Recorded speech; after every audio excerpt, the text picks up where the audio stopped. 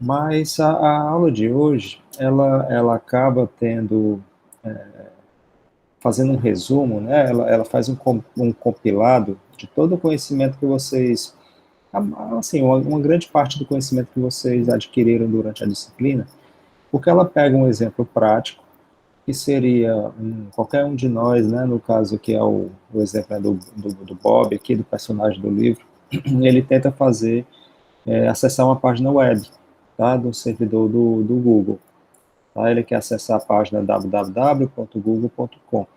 E aí, nesse passo a passo aqui que o Kuroso coloca no livro, ele vai explicando, né, quais são todas as trocas de mensagens, quais são todos os protocolos envolvidos, desde a camada de aplicação até lá embaixo, a camada de enlace, né, para realizar essa tarefa. Então, vocês vejam que, a princípio, parece ser uma coisa simples, né, acessar uma página, mas essa tarefa que para a gente, como usuário, parece simples, para a rede de computadores ela tem que fazer uma série de procedimentos para conseguir fazer isso. E aí vai ficar bem claro por que é interessante a gente visualizar as redes por aquela ótica da pilha de protocolos, né? Porque a gente vai ver os protocolos implementados em cada uma das camadas da pilha, né, interagindo, certo?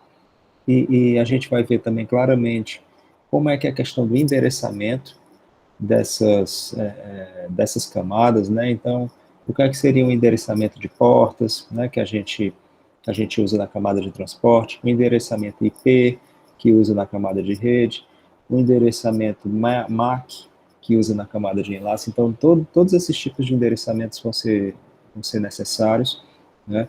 A gente viu que toda essa informação e muitas outras vão colocadas, vão embutidas dentro dos cabeçalhos dos pacotes, né? Então, toda vez que o pacote ele é processado por uma camada da pilha de protocolos, ele é encapsulado, né? E nesse encapsulamento a gente coloca informações, né, necessárias para o funcionamento daquele protocolo. Então, o endereçamento é um deles, a gente vai verificar nesse exemplo como que isso funciona. Então, é um exemplo bastante didático, na minha opinião, e ele serve para consolidar bastante do conhecimento que vocês aprenderam na disciplina, tá bom? Então, eu vou seguir aqui, tem os slides aqui, que eu já tinha compartilhado com vocês, eu vou seguir aqui o slide, e eu fiz umas anotações no próprio slide, eu espero que fique, né, que a minha explicação seja clara, vocês consigam entender direitinho esse processo, tá? Mas qualquer coisa, se surgir alguma dúvida, se vocês quiserem perguntar alguma coisa durante a minha explicação, fique à vontade, tá certo? Pode me interromper. Eu não vou ficar olhando o chat, porque eu vou estar aqui na outra tela aqui do slide, e aí, caso vocês precisem falar alguma coisa, vocês podem abrir o microfone e me perguntar, tá? Fica à vontade aí. Então, vamos lá. Como eu adiantei para vocês, o que é que o exemplo ele trata, né? O Bob ele tem um notebook, né, que está entrando, o Bob está chegando na universidade, e ele precisa conectar o notebook na rede do laboratório dele, certo? E a partir disso aí ele precisa ter uma conexão na internet para poder acessar o servidor web do Google, tá? Então, a rede da escola, a rede da universidade, ela está ela tá nessa faixa de IP aqui. Pessoal, me diga uma coisa, o tamanho da tela aí compartilhada para vocês, tá dando para ver direitinho? Ou está muito pequeno? Tá ok. Beleza, então vamos seguir aqui. Então, a rede da escola está nessa faixa de IP, 68.80.2.0/24. Então, são 8 bits que são utilizados para endereçar os hosts nessa rede, né, e 24 bits o endereçamento da sub-rede da escola, né. Nessa subrede da escola, não, claro, não está completa, né, mas está mostrando só a conexão do Bob a um switch, né, que está na rede local dele. Esse switch, que é um computador de pacotes da camada 2, né, camada de enlace, né, ele tá conectado. Alguém quer falar alguma coisa? Acho que abriu o microfone por engano. Então, está conectado a um roteador, né, que é o roteador de borda dessa rede, chamado também de gateway. E esse roteador é um computador de pacotes de camada 3. Então, esse cara aqui, ele processa pacotes, né, até o nível de camada de rede, até o nível protocolo IP, né? Esse outro aqui, ele processa pacotes até o nível da camada de enlace. Ok? Como vocês devem se lembrar, né, o switch ele é um equipamento que ele é autogerenciável, certo? Ele tem funcionalidades que o tornam capaz de aprender com o tráfego que vai passando pela rede. Então, qualquer pacote que passa por ele, né, ele vai preenchendo lá tabelas de repasse desses switch para aprender, né, aonde estão localizados os dispositivos, os seus respectivos endereços MAC, né, que estão conectados a ele. Mas ele não tem endereço IP, tá? O endereço IP, quem vai possuir é o roteador e o host, tá? Aqui estão mostrando duas interfaces de rede, certo? Essas interfaces de rede, elas têm um endereço MAC, certo? Que é aqui tá ruim. É esse endereço maior aqui de 6 bytes, que está em cima, certo? E o endereço IP é esse também que está embaixo aqui. Nesse caso aqui, o Bob, nesse momento aqui, né, tá indicando aqui que ele recebeu o endereço 68.852.101. O roteador da mesma coisa, ele tem o endereço MAC e tem o endereço IP também. Veja que o switch não tem nenhum dos dois, tá? O switch nem tem nas interfaces dele aqui, de entrada e saída, não tem nem endereço IP nem endereço MAC. Bom, então essa rede da escola, ela está conectada a uma rede de um ISP, tá? Essa Comcast aqui é uma ISP, uma provedora de serviço de internet, que fornece o link de comunicação, né? Uma fibra ótica, que seja, aqui para essa universidade. Então, dentro da rede da ISP, vocês vejam que tem uma série aqui de roteadores que fazem parte, né, de enlaces de comunicação que fazem parte da rede dessa ISP. Nessa ISP também está localizado o servidor DNS, né, que vai servir, né, ou que vai cobrir, né, essa universidade aqui. Então, o servidor DNS não está localizado na rede da universidade, está localizado na rede da ISP, nesse nosso exemplo. E aí, é mostrado aqui na figura também a rede da própria Google, certo? Que é onde está localizado o servidor web que o Bob quer conectar, quer acessar uma página HTML, né, que está localizada aqui nesse servidor. Então, a página tem essa URL, né, tem um servidor web que está hospedando essa página, o endereço IP do servidor web é esse aqui, né, e a rede da Google também tem uma faixa de endereços IPs, tem lá os seus próprios roteadores, né, próprios da subrede da Google, né. Vejam aqui que as faixas de IP são diferentes, né. A Comcast, o ISP, tem uma faixa de IPs, né, a Google tem outra faixa, e a universidade tem outra faixa. Então, explicado isso, né, explicado esse contexto aqui geral, quais são os participantes aqui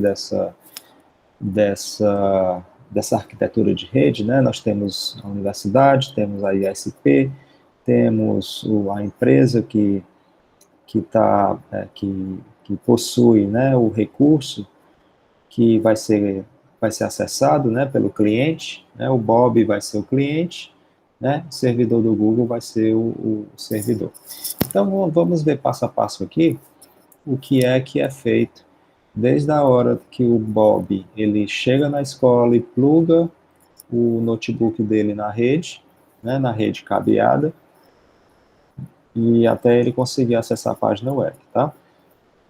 Então, o Kuroz, ele divide aqui todo esse procedimento em algumas fases, tá? A fase 1, ele reuniu aqui o funcionamento, né, a conexão, a interconexão aqui entre quatro protocolos, tá? DHCP, que é o protocolo de aplicação, UDP, que é de transporte, IP, que é de rede, né, e o Ethernet, que é um protocolo da camada de enlace, né, para redes locais cabeadas. Então, vamos ver aqui nessa fase 1 o que é feito, né? Eu acabei que nesses slides aqui não cheguei a traduzir aqui o texto, né? Eu deixei em inglês mesmo, mas na minha explicação eu vou traduzindo, acho que vai ficar claro para vocês. Então, deixa eu ir passando aqui por esses passos, né? Primeiro passo, sistema operacional do Bob, né, que está instalado no notebook dele, cria uma mensagem, certo? Essa mensagem a gente está chamando de DHCP Request, né, uma requisição DHCP. O DHCP, ele é um protocolo que foi, né, que vocês tem uma aula onde eu disponibilizei material sobre ele, que fala da funcionalidade, né, da função desse protocolo. Esse protocolo, ele é um protocolo responsável por alocação dinâmica de endereços IPs. Tá? Então, uma organização, ela tem uma faixa de endereços IPs que ela pode, endereços IPs reais, né, onde ela pode alocar para suas máquinas, né? E aí, em vez de alocar um endereço IP estático para as máquinas, se o administrador da rede, né, utilizar o protocolo DHCP, que envolve aí a instalação de um servidor DHCP na rede dele, né, ele permite que toda vez que uma máquina, né, seja ligada, seja conectada novamente naquela rede, ela receba um endereço IP dinâmico, em vez de ser um endereço IP estático, né? Então, para fins de gerenciamento de rede, isso é bem mais fácil e é bem mais tranquilo de gerenciar, tá? Em vez de você ter endereço estático para todo mundo. Então, o protocolo DHCP, ele tem lá algumas mensagens que precisam ser trocadas entre o cliente DHCP, que é a máquina que está entrando na rede, e o servidor DHCP que está instalado na rede. Geralmente esse servidor DHCP, ele é instalado ali juntamente com o roteador de borda da rede, tá? Então precisa ser trocada algumas mensagens entre o cliente e o servidor DHCP, né? E nessa aula, anteriormente, né, mostrava lá uma figurinha que precisa ser trocada 4 mensagens, mas aqui na nossa explicação, a gente só vai mostrar as 2 principais, né, que porque tem uma parte anterior, né, inicial da troca de mensagens, que é uma descoberta de serviços DHCP, tá? E aí a gente está abstraindo essa parte inicial e a gente parte do pressuposto que o cliente já encontrou o servidor na rede, né, e já manda diretamente a requisição. Então, tem um DHCP request, né, que quem manda é o cliente, e tem o DHCP reply, que é a resposta do servidor. Então, são essas 2 mensagens que a gente vai estar falando aqui, tá? Então, o Bob, vejam aqui nessa pilhazinha que eu coloquei aqui, né, que é uma pilha implementada aqui no Bob, onde essa mensagem de HCP request, ela nasce aqui na camada de aplicação, nessa primeira camada, né, e essa mensagem, o cliente de HCP, ele precisa preencher alguns campos, né, que estão descritos e que estão previstos nessa mensagem DHCP que é formada, né? E isso é encapsulado em um protocolo de transporte que no caso aqui é o UDP, tá? E o DHCP ele já amarra, né, os números de portas, tanto na origem como no destino, tá? Então, o que eu coloquei aqui entre parênteses, eu botei UDP, entre parênteses, eu botei O68D67. Então, O é de origem, né, de onde parte a mensagem, e o D é o destino. Então, a porta de origem é a 68, né, e a porta de destino é a 67. Então, isso aí já é reservado para o DHCP, tá? E aí, esse segmento DP, ele é encapsulado num pacote P, ou seja, eu desci aqui na pilha, né? E nesse pacote P, como é que eu vou endereçar esse pacote? Então, o endereço IP de origem é preenchido com zero. Por quê? Porque o DHCP, a função dele vai ser justamente informar para o Bob qual vai ser o endereço IP dele. Então, no início de tudo, o Bob não tem o endereço IP ainda, ele vai receber o endereço IP dinâmico, tá? E ele também não conhece quem é o endereço IP do servidor DHCP, que está localizado junto do roteador de borda, do gateway. Então, ele coloca um endereço de broadcast, 255, tá? Então, esses são os endereços IPs de origem e de destino, ok? Aí vejam que todo esse encapsulamento aqui precisa ser, todo esse payload aqui, desse pacote IP, precisa ainda ser encapsulado num quadro da camada de enlace. No caso aqui, eu adiantei para vocês que o protocolo da camada de enlace é o Ethernet, né? E aí, eu preciso ter informações para colocar aqui no quadro do Ethernet. Só que nesse momento, eu ainda não consigo fazer isso, porque eu não tenho o endereço MAC do destino, do servidor, no caso aí do roteador de borda. Então, nesse momento ainda, eu não consigo concluir a formação desse quadro, tá? Tá faltando aqui informações, né, referentes à camada de enlace aqui para completar essa tarefa, tá? E aí a gente vai para o outro passo, tá? Passo 2.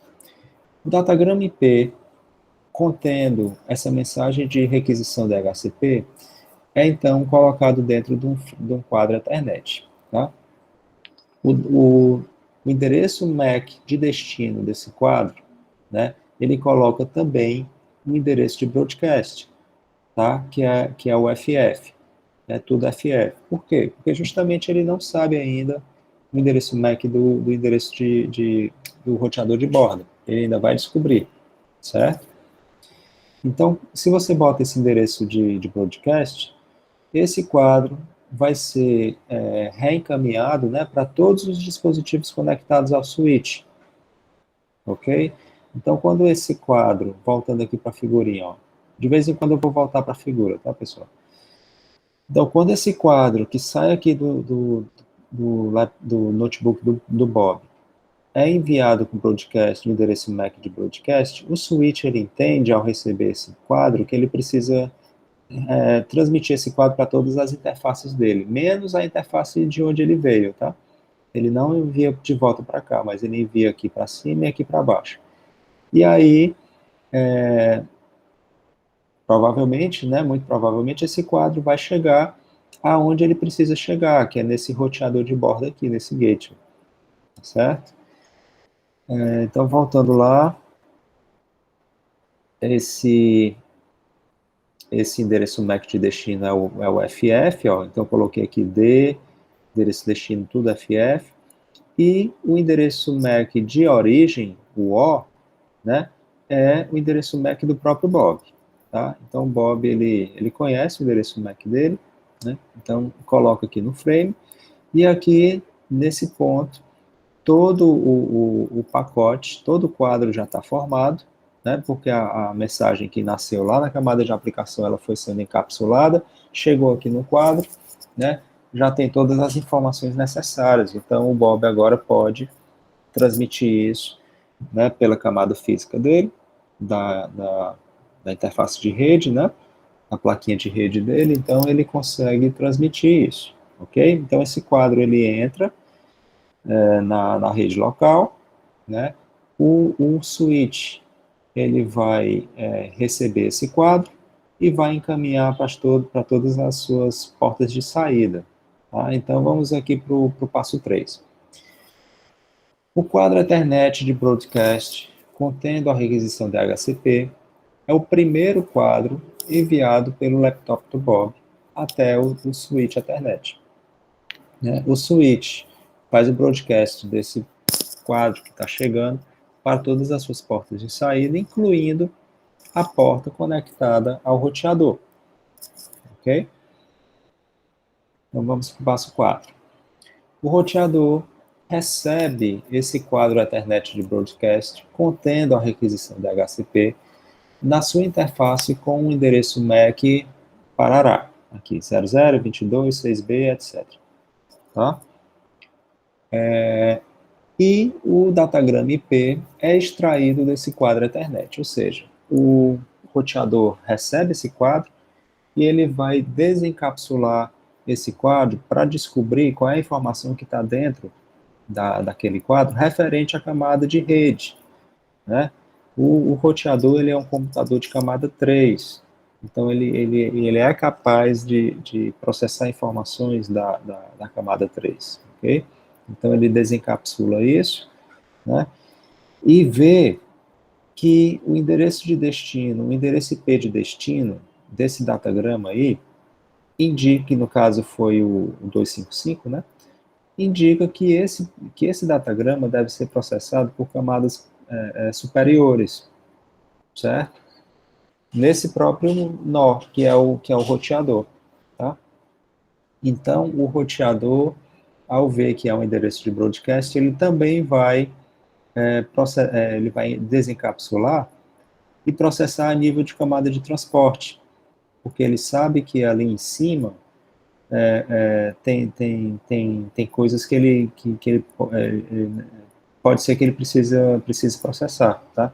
Então, ele desencapsula aí o payload do datagrama, descobre qual é o segmento UDP, né? E aí, existe aquela tarefa que é feita na camada de transporte, que é a demultiplexação, né? Então, a demultiplexação, o roteador, ele vai encaminhar essa mensagem para a porta 68, né, se eu não me engano, que é justamente a porta do DHCP, tá? Então, ele desencapsula essa mensagem de requisição DHCP, né, e encaminha isso, ou seja, não encaminha, mas libera essa mensagem para o processamento do servidor DHCP que está instalado, né, no próprio roteador. Então, o servidor DHCP, né, que é esse processo de software, ele vai agora receber, funcionando como aplicação, né, ele vai receber essa mensagem de requisição.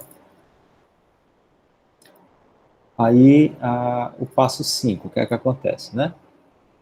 O passo 5 vai ser a resposta que o servidor DHCP vai preparar, né, para enviar de volta para o Bob, né?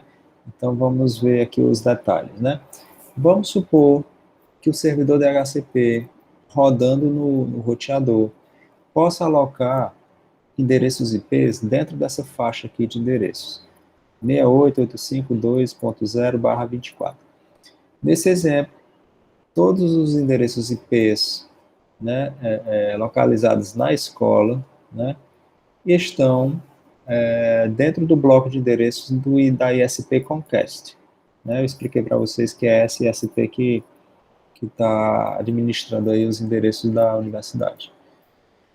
Vamos supor que o servidor DHCP aloque o endereço 6885.201 para o laptop do Bob. Ou seja, ele pegou um endereço IP qualquer aí dentro dessa faixa, né? Dinamicamente ele escolheu esse endereço e é esse endereço que o servidor DHCP vai disponibilizar para o Bob.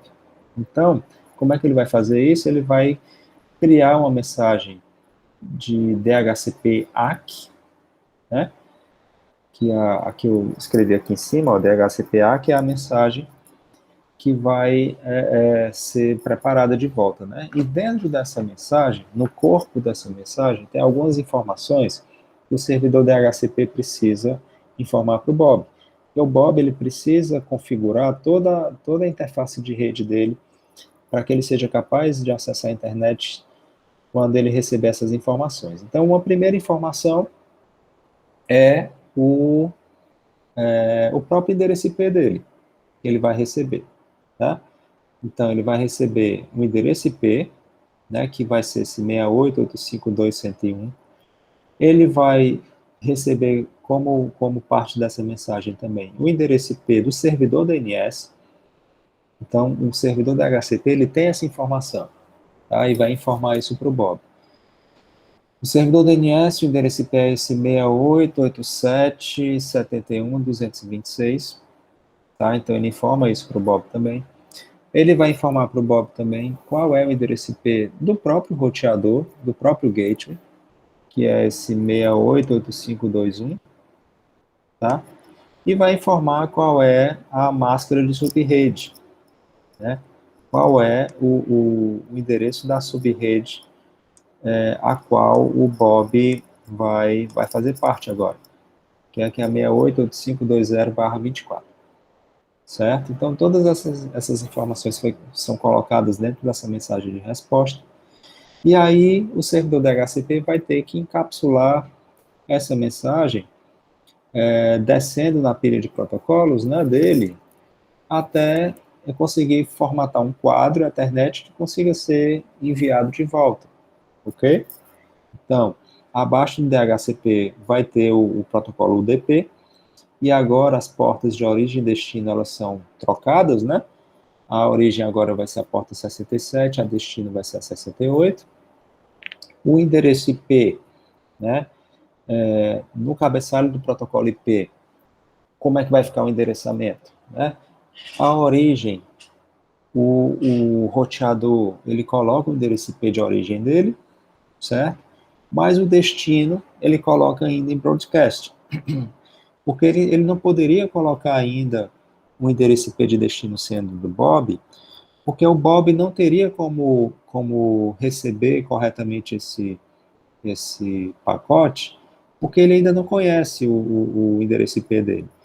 Ele ainda vai conhecer, né? Esse endereço IP ainda tá sendo informado para ele no payload dessa mensagem aqui, né? Então, ele não poderia aqui, como destino, colocar ainda o endereço do IP do Bob, só no momento posterior, depois que ele receber a mensagem, né? Então, por enquanto, ele coloca em broadcast. E no Ethernet, eu tenho como preencher corretamente os endereços MAC, né? O endereço MAC de origem é o endereço MAC do roteador, e o endereço MAC de destino é o endereço MAC do Bob, né? Porque o roteador, ele já recebeu um pacote do Bob, né? Um quadro do Bob, onde tinha informado lá o endereço MAC dele. Então, ele já sabe para quem ele tem que responder, né? Em termos de endereçamento de camada de enlace, né? Ok? Então, esse quadro formatado desse jeito é enviado de volta, né? O roteador coloca isso na rede local, né? E esse quadro vai passar pelo switch, o switch já teve um aprendizado anterior que ele sabe qual é a interface, a porta de saída que ele tem que encaminhar, né? De volta para o Bob. E aí, vamos para o passo 6, tá? É justamente o que ele comenta isso, ó. O quadro Ethernet contendo essa mensagem DHCP-ACK é enviado né, do roteador para o switch, né, e é enviado em unicast, né, vejam, o broadcast é quando ele bota o endereço FF, né, e o switch tem que fazer o broadcast para todo mundo. Nesse caso, não, o roteador ele já mandou em unicast, ou seja, ele já mandou o quadro endereçado diretamente para o Bob. Então, o switch ele não faz mais o broadcast, né, ele já envia para a porta correta. Como o switch tem um alto aprendizado, né, e previamente ele tinha recebido um quadro Ethernet do Bob, que é justamente aquele quadro que levava a mensagem de DHCP request, né?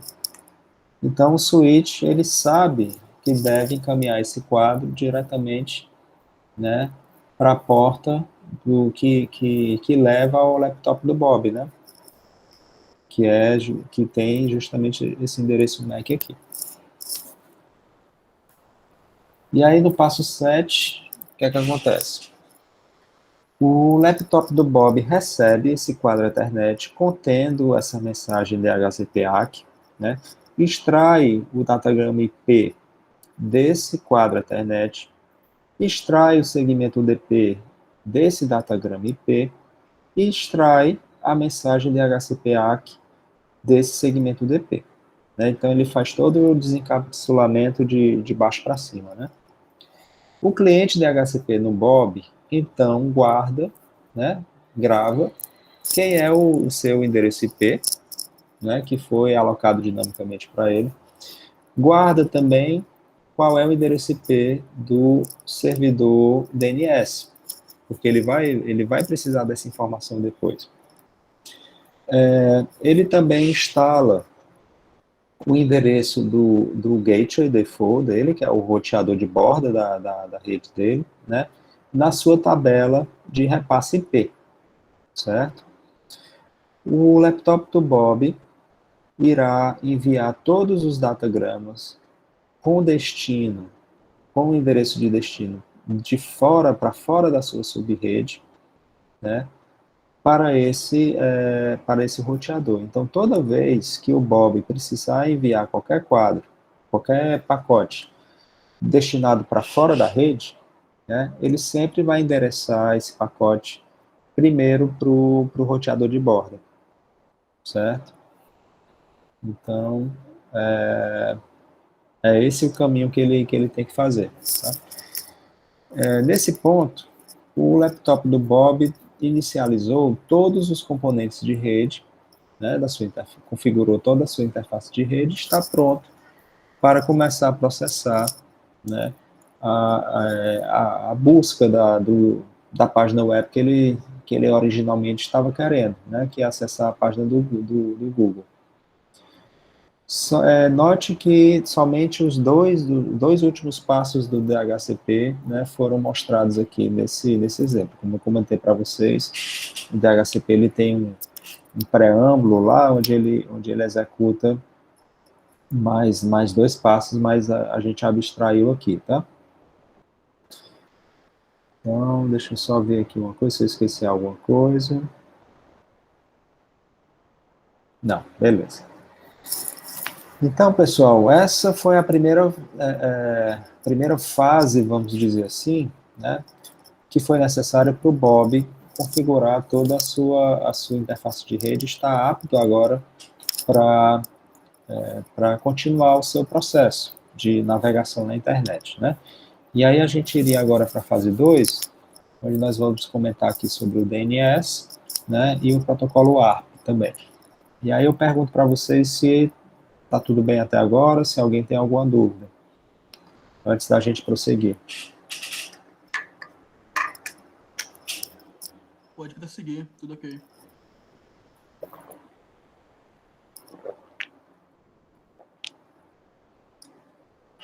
Mais alguém aí? Tem alguma coisa a perguntar?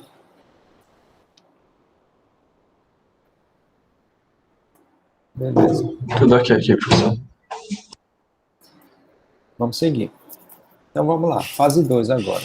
Vamos ver a interação do DNS e do ARP. Vocês se lembram qual é a função do protocolo DNS, né? O DNS é um protocolo e ao mesmo tempo um serviço na internet, né? Onde ele faz uma tradução de um endereço de um domínio, certo? Por exemplo, google.com, www.google.com, para um endereço IP. Então, como o Bob ele quer acessar a página web do google.com, ele ainda não conhece o endereço IP do servidor web do Google, certo? Ele precisa descobrir esse endereço IP, porque quando ele for criar esse pacote para enviar para o servidor web, esse pacote ele precisa estar endereçado, né? O endereço IP de destino precisa estar escrito lá no pacote. Então ele precisa descobrir isso. Então ele vai usar o DNS para isso, tá? Então vamos lá, passo 8. O sistema operacional do Bob cria uma mensagem de DNS query, né? Essa mensagem ela é criada lá na aplicação. E dentro dessa mensagem, ele vai escrever, né, ele vai colocar qual é a URL, né, qual é o domínio que ele precisa descobrir o endereço IP. Né? Então ele escreve lá, www.google.com, na seção de questões, né, da mensagem DNS. Então, a partir disso, agora o Bob ele vai ter que encapsular essa mensagem, né, no segmento de transporte, no datagrama IP, etc. Então, qual é o transporte que é utilizado pelo DNS? Vai ser o UDP, tá? Então, aqui embaixo tem o UDP. A porta de origem, eu coloquei XX aqui, porque no exemplo do livro do Kuroso, ele não indica qual seria essa porta de origem do Bob. Então, pode ser uma porta aleatória, acima de 1024, né? Porque até 1024 são as portas conhecidas, né? E reservadas. E acima do 1024 são portas que você pode usar mais livremente, né? Então, esse XX aqui é alguma porta aleatória aí que a aplicação do Bob pode escolher, mas a porta de destino não, a porta de destino ela é reservada, ela é conhecida, que é a 53, que é a porta do DNS, ok? Esse segmento UDP, ele vai ser encapsulado aqui em um pacote IP. Agora, o pacote IP ele pode ser endereçado completamente, porque eu tenho o endereço IP de origem, que é o endereço IP do Bob, que ele já descobriu qual é, né? Na etapa anterior, no DHCP, ele descobriu quem é esse endereço IP, né? E o endereço IP de destino é o servidor DNS, tá? Se lembrem que na etapa anterior, lá do DHCP, na mensagem de resposta enviada pelo servidor DHCP, esse endereço IP do servidor DNS foi uma das coisas que foram informadas na resposta, né? Porque já era previsto que o Bob, para poder navegar na internet, ele precisaria acessar o serviço DNS, né? Então ele precisa saber o endereço do servidor de DNS local dele, ok? Nesse caso aqui, esse servidor DNS está localizado na rede da ISP, né? Se lembrem lá daquela figurinha que eu mostrei no começo. Então, lendo aqui, né? O servidor, desculpa, o segmento UDP é colocado dentro de um datagrama IP com o endereço de destino IP 688771.226, que é o endereço do servidor DNS retornado pela mensagem, na mensagem DHCP ACK no passo 5, né? E o endereço IP de origem é o dele próprio. Vejam que aqui, nesse ponto aqui, a gente ainda não preencheu as informações da camada de enlace, né? Vamos aqui passar para o passo 9 e descobrir, né, como é que a gente pode fazer isso. O laptop do Bob coloca esse datagrama contendo a mensagem de DNS query em um quadro Ethernet, né? Esse quadro será enviado, ou seja, endereçado na camada de enlace, para o roteador gateway, tá? Na rede do Bob. Né? Se lembrem que todos os pacotes que são criados dentro dessa rede local precisam ser enviados, endereçados para o roteador de borda poder encaminhar isso para fora da internet. Tá? No entanto, o laptop do Bob sabe somente qual é o endereço IP do gate, né? Porque esse endereço IP também foi uma informação passada para ele na etapa anterior do DHCP. Então, ele sabe qual é o endereço IP do gateway, né? Mas ele não sabe qual é o endereço MAC do gateway. Tá? E para ele encaminhar qualquer quadro dentro da rede local, o endereçamento que precisa ser feito é o endereço MAC.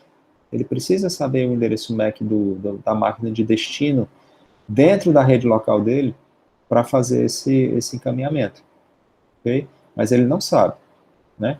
Mas aí existe um protocolo que pode ser usado para ele conseguir essa informação, e é justamente o protocolo ARP, né? Que é um protocolo que vocês estudaram aí justamente nessa última unidade agora, unidade 5, né? Que é um protocolo aí utilizado na camada de enlace, para fazer essa tradução. O que é que o ARP faz? Ele traduz um endereço IP em um endereço MAC, ou seja, você sabe o endereço IP da máquina, precisa descobrir o endereço MAC dele, né, é uma informação que você não tem, aí você pergunta isso para o protocolo ARP e o protocolo ARP te responde. E aí você pode depois encaminhar quadros para aquela máquina, né? Então, de certa forma, o ARP, ele tem ele guarda uma semelhança com o DNS, tá? O DNS também faz uma tradução, né? Mas a tradução de um domínio para um endereço IP, né? Enquanto que o ARP, ele faz a tradução do endereço IP para o endereço MAC, ok?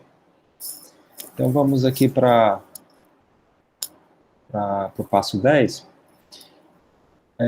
para saber o que é que o Bob precisa fazer para utilizar o protocolo ARP, tá? Então vejam que o Bob, ele estava com esse quadro aqui do DNS Carry já quase formado, tá? Mas ainda falta informação aqui na camada de enlace que ele precisa descobrir, tá? Então ele vai deixar essa mensagem DNS Carry aqui em standby, né? Vai deixar guardadinha, que ele precisa ainda descobrir algo aqui para terminar de completar ela, tá? Então, esse algo é justamente agora o que ele vai fazer, né?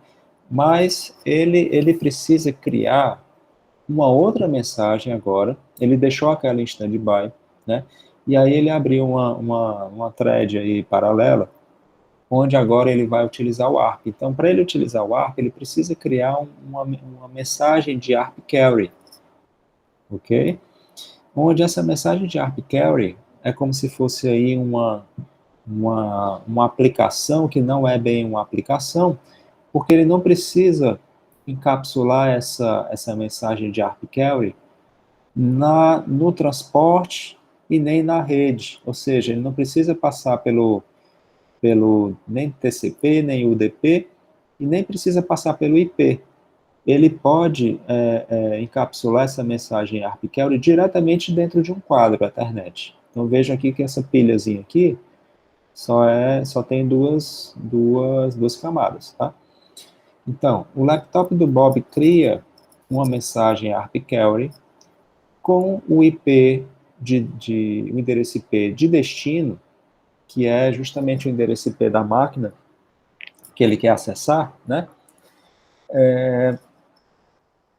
Ele coloca na mensagem esse endereço IP, 688521, ok? É justamente o endereço IP do gateway, né? E aí é como se fosse a consulta que ele precisa fazer, né? Olha, ARP, me responda, né? Me prepare aí uma mensagem de resposta dizendo qual é o endereço MAC associado, né, a esse endereço IP, ou seja, eu tô informando para você o endereço IP, você descubra para mim quem é essa máquina e retorne para mim o endereço MAC dela, né? Então, ele coloca essa mensagem ARP dentro de um quadro Ethernet e o endereço de destino vai ser o de broadcast, tá? Porque como ele não sabe aonde essa máquina está localizada na rede, no quadro, ele coloca o endereço MAC de origem dele, que ele conhece, o Bob já tem isso definido, mas o endereço de destino ele coloca em broadcast, manda isso para a rede local, né? O switch vai receber isso e vai encaminhar essa mensagem para todas as suas portas de saída. E, inclusive, conectado a uma dessas portas de saída do switch vai estar justamente o roteador, o gateway, né? E aí a gente passa para uma próxima etapa, que é justamente quando o roteador recebe essa mensagem ARP Carry e vai preparar uma resposta ARP Reply.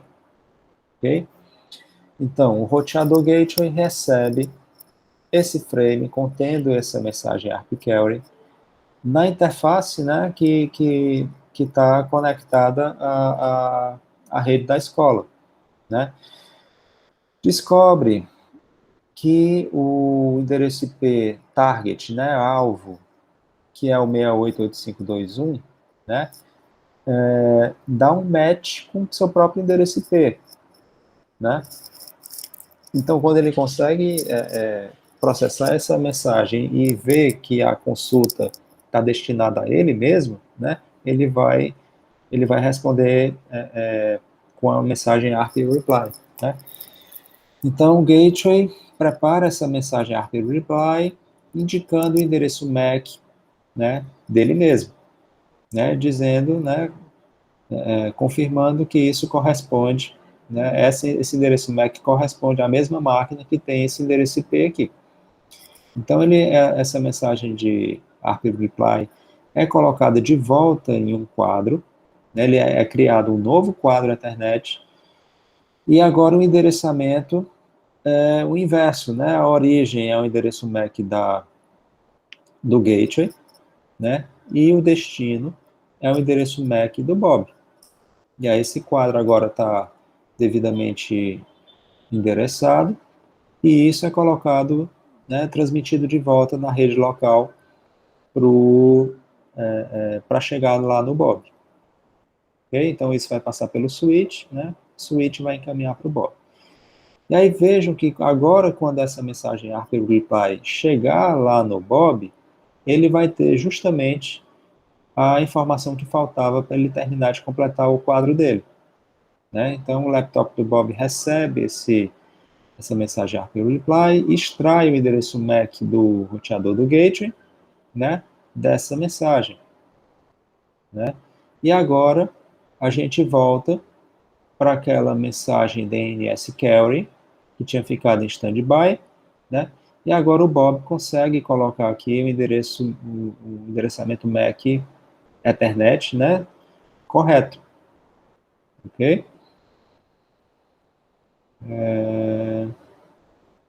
Aí vamos lá, vamos ver o que ele diz aqui, ó. Tem um detalhezinho aqui. O laptop do Bob agora pode finalmente endereçar o quadro Ethernet contendo a mensagem DNS Carry para o endereço MAC do gateway, né? Aí ele diz aqui, ó, note que o datagrama IP nesse frame tem o endereço de destino 688771.226, que é o servidor DNS, enquanto que o quadro tem o destino 0022.6b, etc., que é o roteador do gate.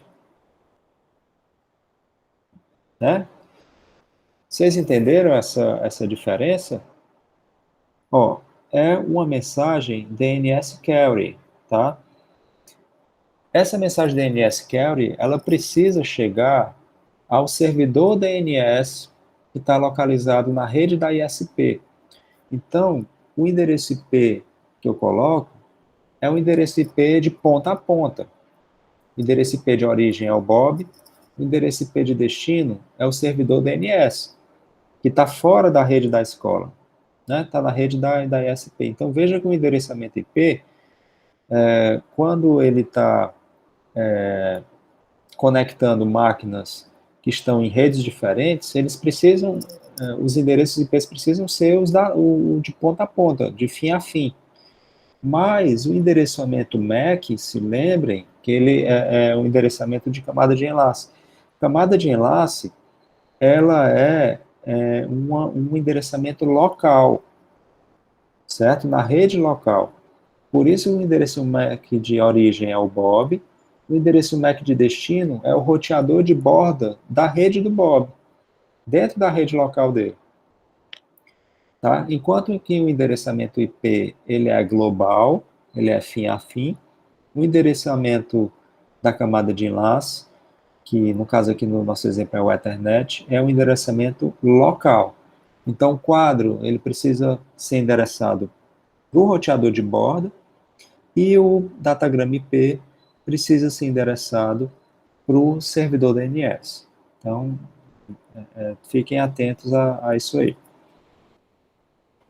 E aí nós terminamos aqui a fase 2, porque já completamos aqui a formação dessa mensagem DNS Query, e agora iríamos aqui para a fase 3, porque essa mensagem que tinha do DNS Query, ele precisa agora ser roteado por dentro da rede da ISP. Por isso que a fase 3 aqui é roteador intradomínio, ou seja, por que é intradomínio? É porque é dentro do domínio da ISP, ele não vai precisar, esse pacote não vai precisar ser roteado para outra AS, né, que é outro sistema autônomo, ele vai ficar localizado dentro do sistema autônomo da ISP, da Comcast, então ele é intradomínio, essa mensagem vai chegar lá no servidor DNS e depois o servidor DNS vai precisar preparar uma resposta. Então a gente vai iniciar agora essa fase 3. E aí me digam aí se está tudo ok, se eu posso seguir. Pode seguir.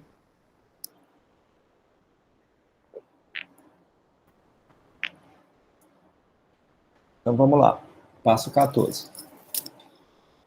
O roteador de borda, o roteador gateway, né, recebe esse quadro, extrai o datagrama IP contendo esse DNS query. Então ele desencapsula isso e processa esse pacote no nível da camada 3, camada de rede. O roteador procura, né, esse endereço de destino. Vejam que esse endereço IP de destino é o endereço IP do servidor DNS. Ele checa, né, ele busca essa informação no cabeçalho do pacote, né? Então, ele vê que o endereço IP de destino é o 68.87.71.226, que é o endereço do servidor DNS, e vai consultar a sua tabela de repasse. Vejam que se lembrem, né, da unidade passada, que cada roteador ele guarda e fica atualizando uma tabela de repasse, né? Que é justamente esse match que ele faz entre os prefixos dos endereços IPs que ele conhece, né? E qual a porta de saída que ele precisa encaminhar, certo? E essa tabela de repasse, ela fica sendo atualizada pelo algoritmo de roteamento. Então, tem algoritmos de roteamento que ficam rodando dentro do sistema autônomo, onde aquele roteador está localizado, que é o AS, né? Mas a internet é formada por muitos AS diferentes, né? Porque cada AS é gerenciado por um ISP diferente. Então, esse pacote, quando ele vai viajando pela internet, ele precisa ser roteado por dentro da AS e também por fora. Então, é o que a gente chama de, deixa eu escrever aqui, o roteamento intradomínio versus o roteamento interdomínio, tá? Então, dos roteamentos intradomínio, tem dois que a gente falou aqui na disciplina, né, que foi o OSPF, certo? Que é baseado no algoritmo de estado de enlace, e o protocolo RIP, que é baseado em vetor de distância, certo? Então, esses dois caras aqui, só um minuto, esses dois caras aqui são considerados roteamentos intradomínio, ou seja, do sistema autônomo. E o roteamento interdomínio, a gente viu na unidade passada que tem um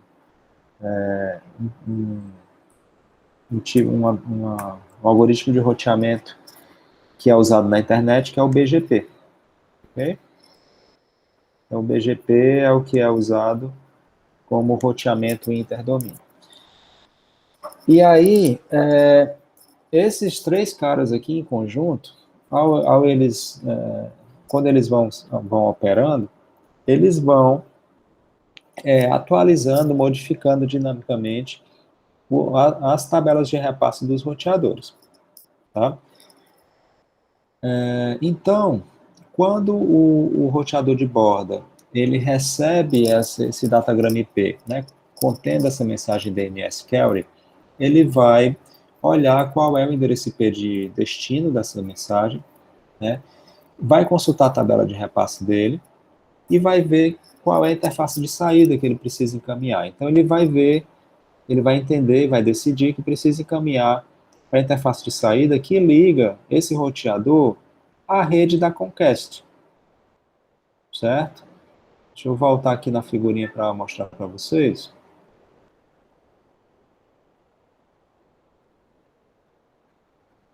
Aqui, ó. É porque na figura só está mostrando a interface de saída desse roteador aqui, né? Eu estou falando aqui do processamento aqui desse roteador, tá?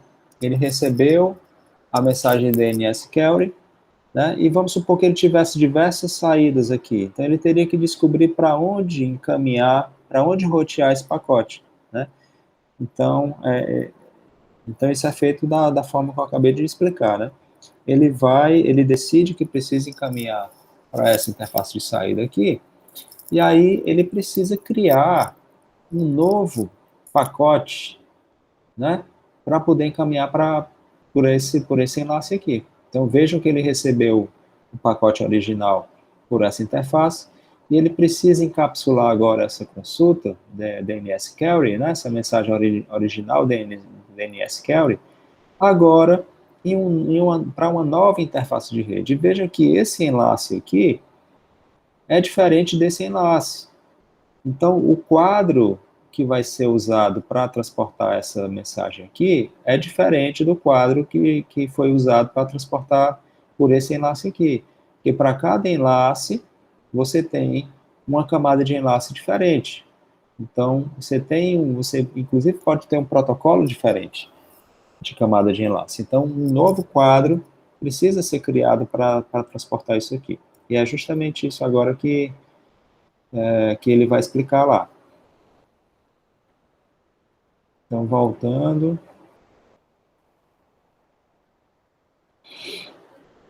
Então, vamos lá. Tá, ele decidiu qual é a interface de saída, né? O roteador decidiu para onde ele tem que encaminhar. Aí ele diz assim, ó, o datagrama IP, né, é colocado dentro de um quadro da camada de enlace apropriado para o enlace, para o link, conectando o roteador da escola com o roteador mais à esquerda da Comcast, tá? E esse quadro é enviado por esse link, ok? Então, foi justamente isso que eu acabei de falar. O roteador mais à esquerda da rede da Comcast, que é a ISP, né, recebe o quadro, extrai o datagrama IP, examina o endereço de destino desse datagrama, que é o endereço de IP do servidor DNS local, né, daquela rede, e determina que a interface de saída para a qual esse datagrama precisa ser encaminhado é justamente o do servidor DNS. Né? Então, ele consulta a tabela de repasse dele. Né? A gente está falando agora de um segundo roteador já, um roteador que está localizado na rede da Comcast. Então, ele também precisa fazer esse processamento de descobrir o roteamento correto. Né? E aí, ele vai consultar essa tabela de repasse dele, que por sua vez foi preenchido, né, isso, preenchido pelos protocolos de roteamento, tanto os de intradomínio, né, então ele aqui está citando o RIP, o SPF, e citou também esse outro aqui, ISS, que é um terceiro tipo de algoritmo de roteamento, que a gente não comentou ele aqui na disciplina, mas ele existe, tá? E também o BGP, tá?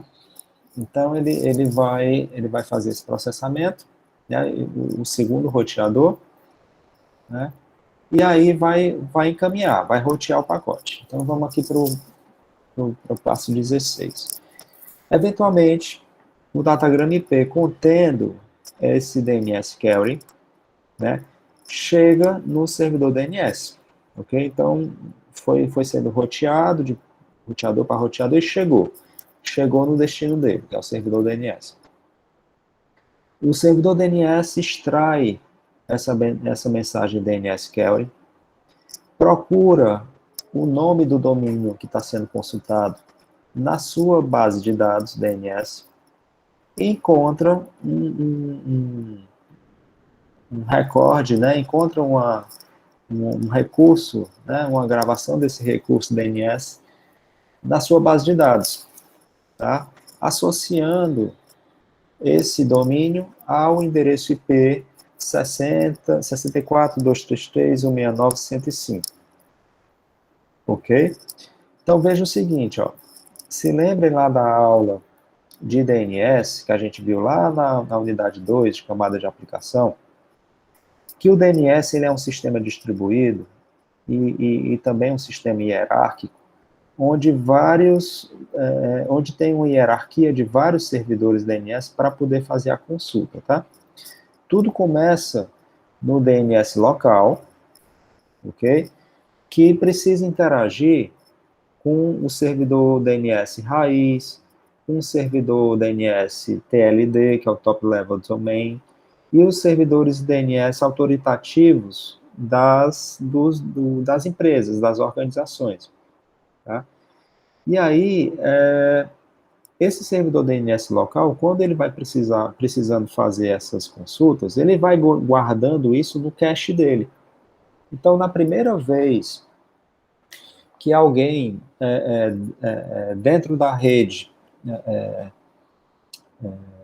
com cobertura daquele servidor DNS local, acessou a página da Google, né, ele precisou fazer essa consulta toda, né, hierárquica, uma vez, mas depois ele guardou isso no cache e ele não vai precisar ficar atualizando isso toda hora, fazendo essa consulta toda hora, entendeu? Ele tem isso no cache e aí as consultas subsequentes não precisa fazer mais toda essa rota toda. O servidor DNS tem isso no cache e ele já responde para o solicitante, tá? Então, é isso que está acontecendo no nosso exemplo. A gente está partindo do pressuposto que o servidor DNS já tem um registro, né, do domínio do Google, né, e já pode preparar essa resposta diretamente para o Bob. Ele não vai precisar consultar nem o servidor raiz, nem o TLD, nem o autoritativo do Google. Tá? Então, fazendo essa ressalva, isso já está no cache, né? Então, o servidor DNS agora vai formar uma mensagem DNS reply. Como aqui estava pequeno o espaço, não deu para colocar a pilha aqui, uma embaixo da outra, tá? Mas tem aqui, ó, o DNS server está criando uma mensagem DNS reply, e essa mensagem DNS reply precisa ser encapsulada agora para ser enviada de volta. Então, embaixo vai ter o UDP, a porta de origem vai ser a 53, que é uma porta conhecida do DNS, reservada já. De destino, eu coloquei aqui XX, porque no exemplo não fala qual foi a porta lá do Bob que foi utilizada para fazer a solicitação do DNS, tá? Então, coloquei aqui, porque a gente não sabe essa informação. No endereçamento IP aqui, é fim a fim, ou seja, a origem é o endereço do servidor DNS, o destino vai ser o do Bob, ok? Vejam que eles estão em redes diferentes, tá? E o quadro, né? O quadro Ethernet, o endereço de origem é o endereço, é o MAC do servidor DNS, tá? E o MAC de destino, tem que descobrir quem é que é esse MAC aqui, deixa eu ver aqui. Eu tenho que ver uma coisa aqui, deixa eu ver aqui uma coisa. Deixa eu copiar aqui, deixa eu ver se eu cometi um erro aqui.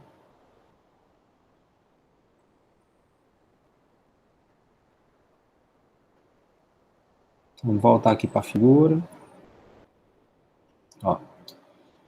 Vejam que essa DNS reply está nascendo aqui nesse servidor DNS, certo? A mensagem de resposta está nascendo aqui. Então, eu tinha colocado lá que o quadro Ethernet estava com esse endereçamento aqui. E tá errado.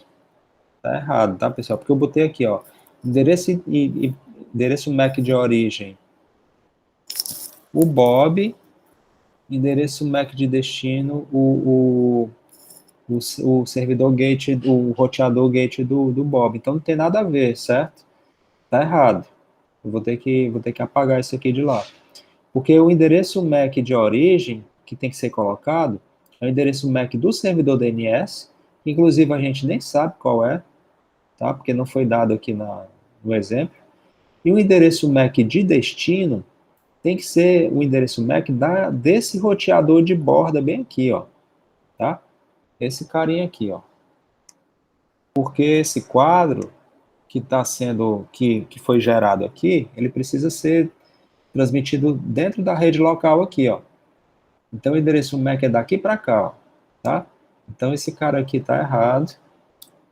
Eu vou ter que corrigir e tirar isso aqui daqui.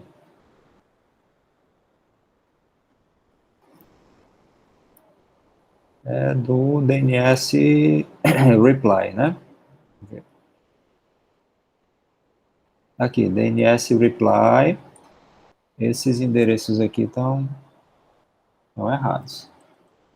Eu vou botar aqui AA e BB, certo? Só para dizer que é algum endereço MAC aqui que a gente nem sabe qual é, porque o exemplo não deu. Ok?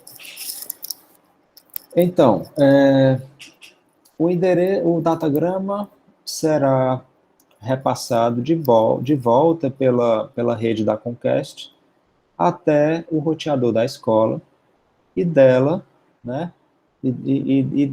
Desse roteador, vai ser encaminhado de volta pelo switch Ethernet até o laptop do Bob. Então, essa mensagem aqui, ela vai viajar de volta, tá? Passando por cada enlace, de enlace para enlace, eu vou ter que ir mudando, reencapsulando os quadros, né?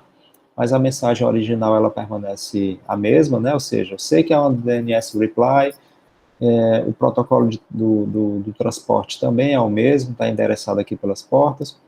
O endereço IP de... Só um minuto, pessoal. O endereço IP de destino, de origem e destino, também não vai mudar, né? O que vai ficar mudando vai ser o endereçamento MAC aqui, porque os enlaces vão mudando, então o quadro vai mudando. Então, vamos agora para o passo 17. Né? Uma vez que esse DNS reply chega lá no Bob, né, o Bob ele vai extrair o endereço IP do servidor do Google. Né? Porque todo esse negócio que a gente fez agora estava tudo relacionado ao DNS. Estava tudo relacionado ao DNS. O Bob queria descobrir qual era o endereço IP do servidor web do Google. Né? E agora ele descobriu. Essa mensagem DNS chegou justamente com essa informação. Né?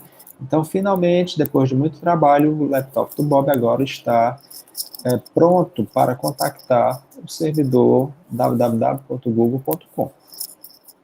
Então, vamos agora para uma próxima fase, que é a última fase, né, onde vai haver uma interação cliente-servidor web, ou seja, o Bob, como cliente, vai contactar agora o servidor web do Google, né, e para fazer isso, dois protocolos vão ter que interagir, o TCP e o HTTP. Certo? Então, vamos lá, mais uma vez, alguma pergunta, alguma dúvida?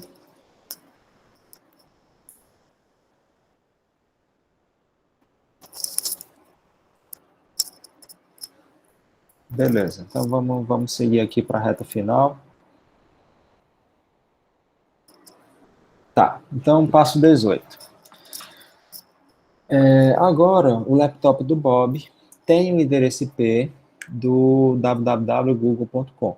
Então, ele pode criar um socket TCP que será usado para enviar, né, uma mensagem HTTP GET, né, para o servidor www.google.com. Então, antes do Bob ser capaz de enviar essa mensagem HTTP GET, ele precisa criar um socket TCP, ele precisa criar uma conexão TCP entre ele e o servidor do Google. Tá? Então, precisa haver aquela apresentação de 3 vias do TCP, né? Antes de se criar a conexão. Então, quando o Bob cria o TCP socket, né, o TCP no laptop do Bob, né, que está implementado ali no sistema operacional dele, né, tem que fazer o three-way handshake, né, a apresentação de 3 vias com o TCP do outro lado, que é o do servidor do Google. Isso vai ser feito enviando, né, mensagens específicas do TCP, que é justamente naquele iniciozinho ali da apresentação. Então, uma primeira mensagem TCP que precisa ser enviada é o TCP SYN, né? Um segmento TCP SYN, vejam que ele é apresentado aqui como se fosse, eu não tenho uma aplicação em cima dele, tá? O próprio TCP cria esse segmento para depois já passar para o IP, ok? Então, essa mensagem TCP SYN, a porta de destino é a porta 80, que é a porta destinada à navegação na web, né? E a porta de origem, eu não sei, não foi dada essa informação, então eu coloquei aqui YY. Esse TCP/SYN, ele vai ser encapsulado num pacote IP, tá? Qual é o endereço IP de origem? Endereço do Bob. Qual é o endereço IP de destino? É o endereço do servidor web da Google. Essa informação aqui, ele acabou de receber através do DNS. Tá? Então, vejam que o endereçamento IP aqui é fim a fim, ou seja, é global, tá? E o endereçamento MAC é local, ou seja, o endereço MAC de origem é o do Bob, e o endereço MAC de destino é o do roteador de borda do Bob, da rede do Bob. Tá? Aquele gatewayzinho lá que fica na borda da rede dele. E aí ele formata esse quadro, né? E ao colocar esse quadro na camada, na rede local dele, isso vai passar pelo switch, o switch vai encaminhar para o roteador de borda, e aí vai ter todo aquele caminho que a gente viu de roteamento por dentro da rede da ISP, né? Mas vejam agora que esse pacote ele vai fazer uma viagem maior, né? Ele vai passar pela rede da ISP, da Comcast, e vai passar por outras ISPs, por outros sistemas autônomos, até chegar na rede da Google. Ok? Então, veja aqui, ó. Ok. Então, vamos para o 19. Os roteadores na rede da escola, na rede da Comcast e na rede da Google, e possivelmente também outros roteadores no meio do caminho aqui, né, repassam, roteiam esse datagrama contendo essa mensagem TCP/SYN até o servidor da Google, www.google.com, usando as tabelas de repasse de cada roteador, né, que a gente descreveu esse passo a passo aí lá nos passos 14 a 16. Lembrem que a tabela de roteamento do roteador, né, que governam ou que determinam o repasse, o roteamento desses pacotes pelos enlaces, né, entre os domínios, né, é determinado pelo protocolo BGP, como eu já tinha falado para vocês. Passo 20. Eventualmente, o datagrama contendo essa mensagem TCP/SYN, né, chega no servidor web da Google. Essa mensagem TCP/SYN é extraída do datagrama, é demultiplexada para a porta 80, né, que é a porta de destino dela. Um socket de conexão é criado, né, para essa conexão TCP entre o servidor HTTP do Google e o laptop do Bob. Tá? Então, do lado do servidor, o servidor também cria esse socket, tá? E precisa mandar a segunda mensagem da apresentação de 3 vias. Né? Que mensagem é essa? A mensagem TCP-SYNAC, certo? Que é um segmento do TCP que vai ser criado e vai ser encapsulado pelo IP e pelo Ethernet aqui, ok? Então, nesse TCP-SYNAC, o TCP ele vai setar lá os flags do cabeçalho do TCP de forma correta para indicar que é um segmento diferente agora de resposta da segunda via, né? A porta de origem é a porta 80, a porta de destino não é informado, né? Pode ser qualquer número aí acima de 1024. Endereço endereço IP de origem é o endereço IP do servidor da Google, né? O endereço IP de destino é o endereço do Bob, e o quadro Ethernet, eu também não sei quais são os endereços MACs, né? Mas o endereço MAC aqui de origem é o do servidor web da Google, e o endereço MAC de destino é o endereço MAC do roteador de borda da rede da Google, né? Porque é um endereçamento local, dentro da rede local, isso aqui. Ok? Então, esse segmento SYNAC foi criado e vai ser enviado, né, pela rede, primeiro internamente dentro da rede local da Google, para depois sair para a internet e ser roteado de volta até chegar na rede da escola do Bob.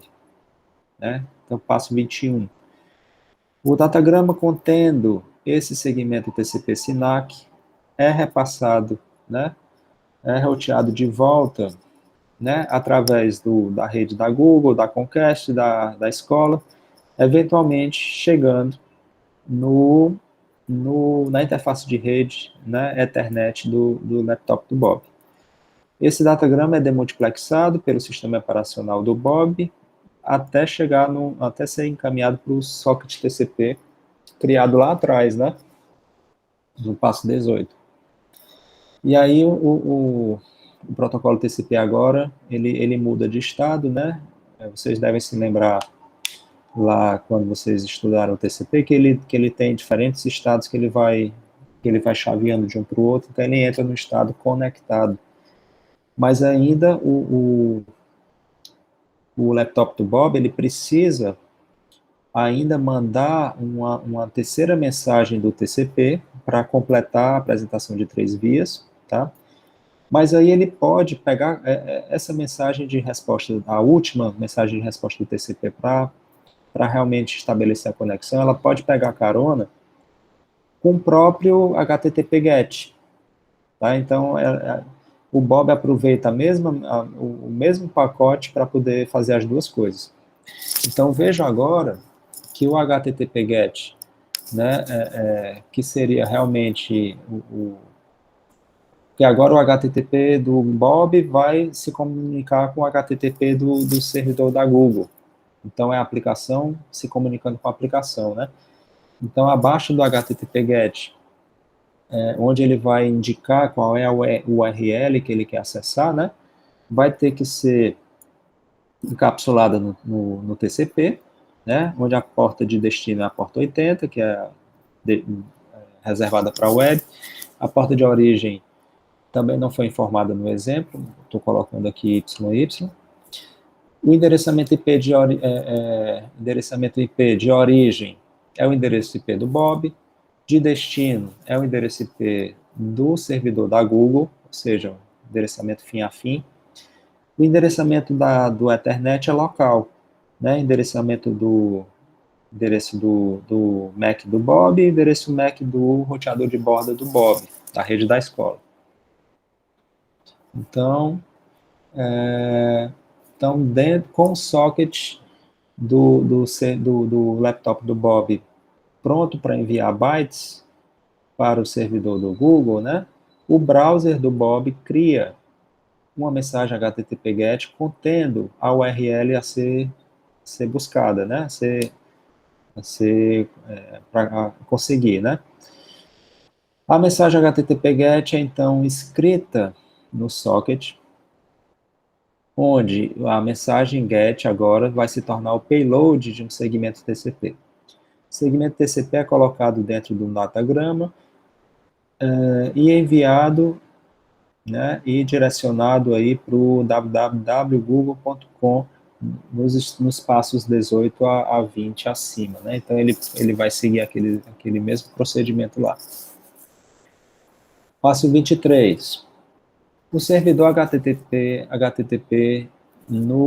em www.google.com lê a mensagem HTTP GET, né, desse TCP socket, ou seja, essa mensagem já chegou lá, e vai criar uma mensagem de resposta, que é o HTTP response. Então, agora o Google vai criar essa mensagem de resposta, né, colocar o conteúdo da página web no corpo dessa mensagem de HTTP response, né, ou seja, a mensagem está nascendo bem aqui em cima, e vai mandar essa mensagem pelo socket TCP. Então, o socket TCP aqui vai colocar a porta de origem 80, a porta de destino é uma porta aleatória que foi definida anteriormente. O endereçamento IP, ele trocou aqui, né? A origem agora é o Google, o destino é o Bob. E o Ethernet também, eu não tenho as informações, mas são os endereços MAC aí do servidor do Google e do roteador de borda do Google. Então, esse HTTP response vai ser enviado de volta. E, por fim, no último passo, no 24, né, o datagrama contendo essa mensagem de resposta do HTTP é roteado através do Google, da Comcast, da rede da escola, e chega no laptop do Bob, né? O browser web do Bob lê essa mensagem HTTP do socket, extrai o arquivo HTML da página web, do corpo dessa mensagem HTTP, e finalmente coloca na tela, né, a página web, né, porque ele recebeu como conteúdo dessa mensagem o arquivo HTML, as imagens, etc., e consegue renderizar isso e coloca na tela do Bob. Certo? Então pronto, agora a gente completou, tá? Completou, o Bob ele conseguiu, né?